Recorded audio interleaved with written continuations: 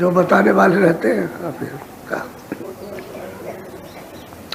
वो तो ऐसे रहते हैं कि मतलब यह है कि साधारण, क्या उनको कोई पहचान पाए भाई इनके अंदर क्या है, ये किसी को नहीं पहचान पाया। तो एक आया चमार में तो जूते काटता रहा और पूरा महात्मा महापुरुष रहा। ये राजस्थान के राजा रजवाड़े, ये जागीरदार वहाँ जाते रहे काशी मुक्ति को प्राप्त करने के लिए। तो वहाँ काशी में शौहरत हुई। ये एक महात्मा है, जूते काटते हैं लेकिन बहुत पहुँचे हुए महात्मा। तो लोगों को उत्सुकता होती है, चलो भाई काशी आए, काशी में रहते हैं तो जहाँ देखा जाए। तो कह लगे ऐसे मत जाइएगा, नहीं आपकी बदनामी हो जाएगी। कह लगे क्यों?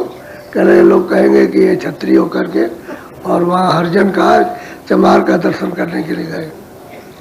तो कह लगे कब जाए, क्या अंधेरा हो जाए तब जाइए।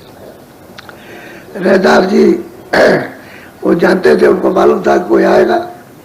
तो उन्होंने कहा कि अच्छा चलो ठीक है, एक दिया जला लिया, वहाँ बैठे, कुंडी में चमड़ा भीग रहा और बैठे हुए।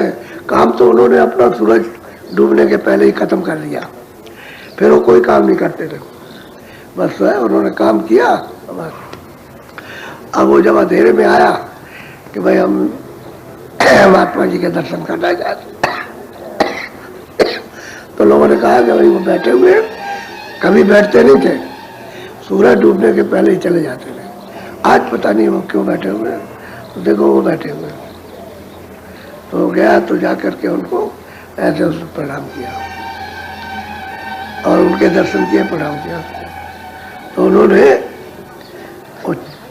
कुंडी में जो चमड़ा भीग रहा था उसको लिया, कह लगे ले ये चरणामृत है, ले ले। तो उसने हाथ में ऐसे लिया और रैदास जी ने ऐसे करके ऐसे देखते रहे, उसको ऐसे दे दिया। उसने क्या काम किया कि पिया तो नहीं,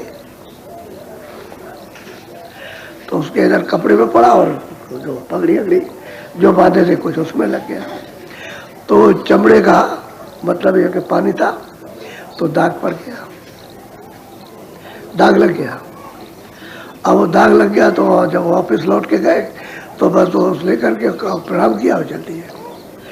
तो ये सोचते गए कि अच्छा हुआ हमारा धर्म बच गया, हमारा धर्म बच गया कि हमने मतलब यह है कि कपड़े में डाल दिया, चलो मतलब यह है कि उनका मान सम्मान से वहाँ गए तो वो दाग लगा हुआ, पगड़ी खराब हो गई, कपड़ा भी खराब हो गया।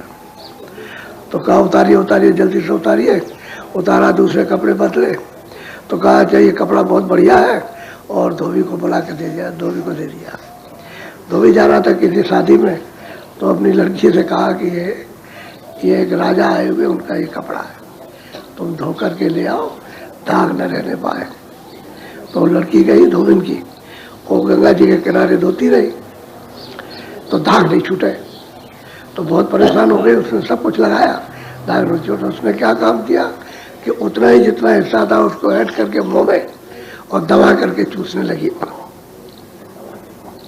तो दाग छूट गया, दाग छूट गया। और उसका अरक जो था वो उसके मुंह में चला गया। तो जब चला गया तो लड़की जो छोटी थी उसकी आँख खुल गई, तो कुछ का कुछ देखने लगी और कुछ कहने लगी, कुछ देखने लगी। उसी वक्त से घर में आई तो अपनी माँ को उपदेश करने लगी कि ये क्या है, ये कुछ नहीं, ये हुआ ज्ञान का उपदेश, और तुम ये क्या करती हो। ऐसा उसको तो ताज्जुब हुआ कि लड़की ऐसा कभी नहीं बोलती थी, आज ही ऐसा कैसे, ये क्या हो गया। तो उपदेश करने लगी, तो धीरे धीरे बात फैली, तो लोग आने लगे उसके पास में, तो उपदेश करे बैठ के। अब उसको तो मतलब यह है कि अब उसको दूसरा ज्ञान हुआ, आत्मज्ञान हुआ, उसको आँख खुल गई।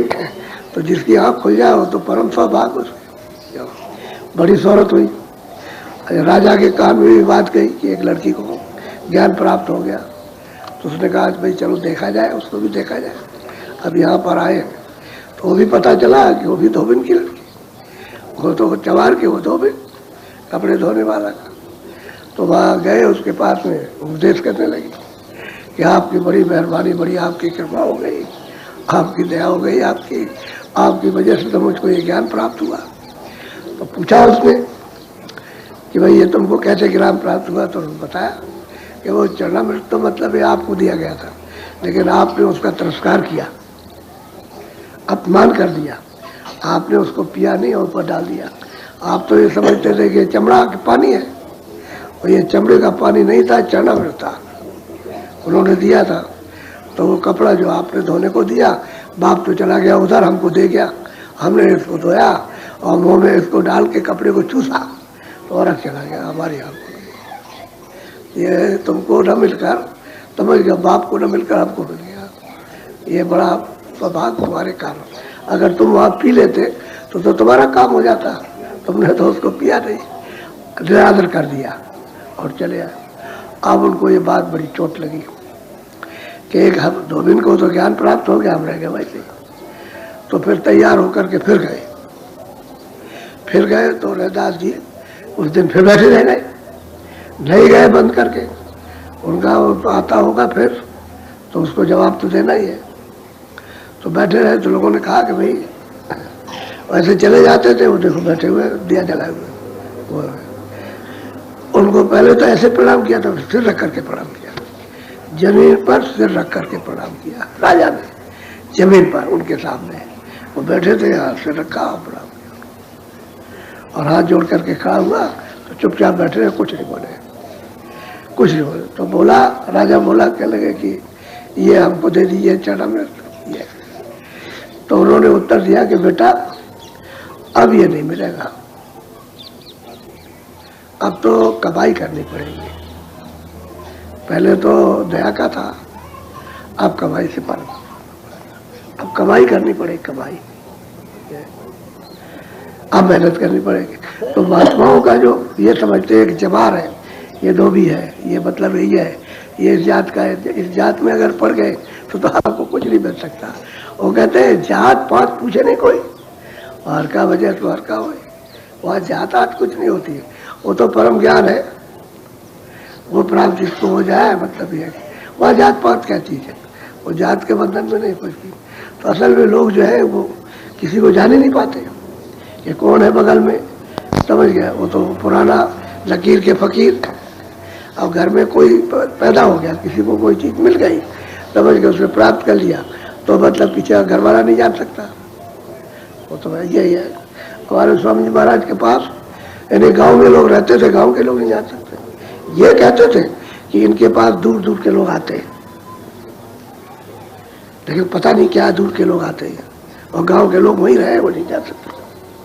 यानी मैं अपने गुरु जी महाराज की बात बताता हूँ कि उनके पास और लोग बाहर के आए, वहाँ आए, 2 दिन रहे, 4 दिन रहे, और रह करके सत्संग सुने, और मतलब ये सब हो और चले जाओ, और गाँव के लोग कुछ नहीं जाने, वो अंधेरे में रह गए।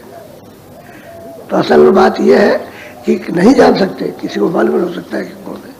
तो जो पास का रहने वाला उससे नहीं तो दूर के आप कैसे जान लेंगे।